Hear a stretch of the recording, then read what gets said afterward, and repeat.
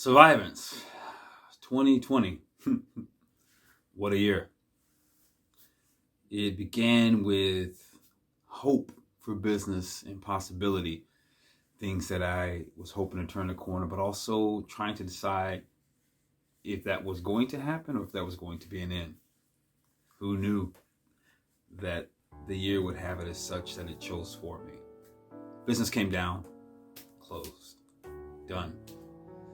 I knew it was already in trouble because it needed to pivot. And it looked like I had it figured out. Like finally. And then March came around. And then June came around. And then it all came tumbling down. It wasn't the worst thing in the world, but my primary source of income, gone. Got a call from one of the contractors that I work for. All of a sudden, that trip to India, to travel for 2 weeks to get to go to the Taj Mahal in June, or just the other trips that kept money coming in, gone. That other job that I worked, where we work in a community providing education and nutritional training, I'd work sometimes in Detroit, sometimes over on the East Coast, in Jersey sometimes, or most times in Chicago, as a primary facilitator. Gone. Just like that. It is what it is.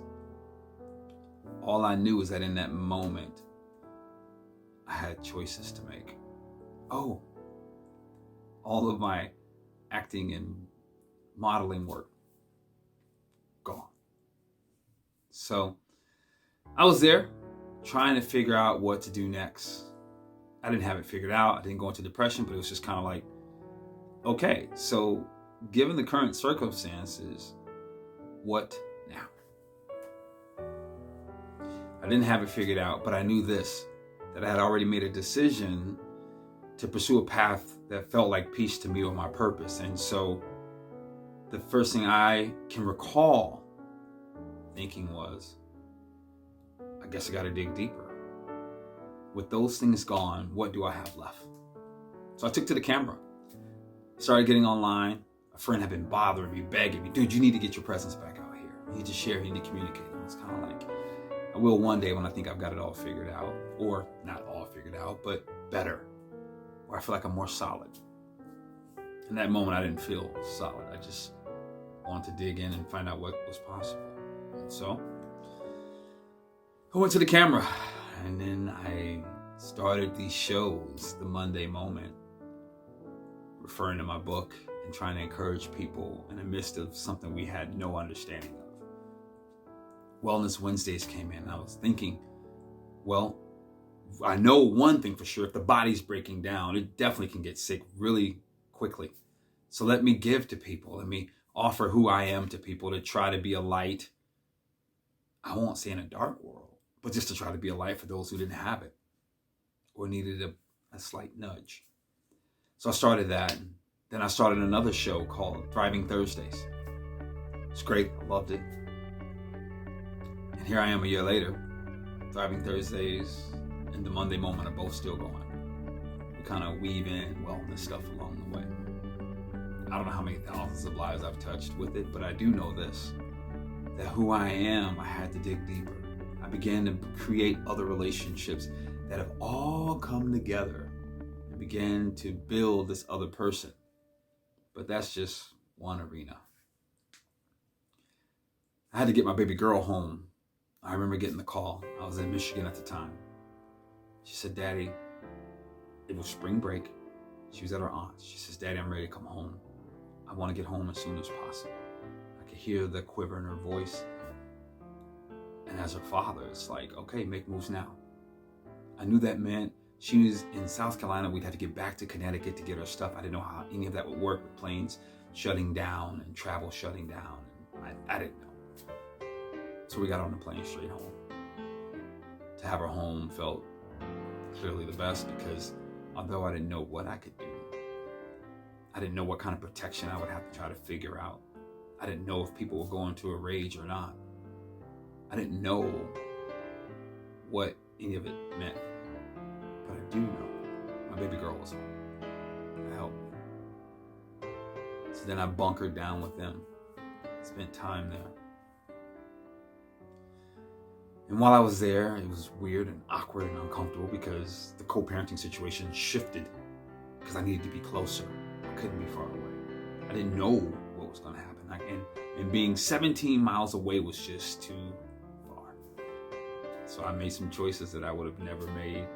Her mother made some choices she would have never made, but we made it work to the best of our ability. Then I went and spent time with loved ones in Michigan for different reasons. And while I was there, things started shutting down even more. It started to grow in its intensity. My daughter that was in 8th grade, there wasn't going to be any graduation, so I wasn't worried about it. I'd get back as soon as I could. I had multiple things happening, and so I needed to be there. And then they decided they were going to have it, which is great. She's going to have an 8th grade graduation. That's cool. But really all that's going to happen is her mom and her are going to get to go in front of the school at a particular window of time and take a picture in front of a banner outdoors, cold. And then I realized I wanted to be there, but I couldn't because, well, we had to quarantine. So I had this whole mess on my hands trying to figure out what's going on. So took it in stride.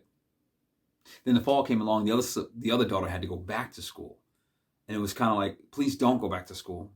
Yet at the same time, she's an adult trying to make her own choices. And I understand it, but I didn't know what was exactly right. And controlling her based on my fears was something I didn't want to do.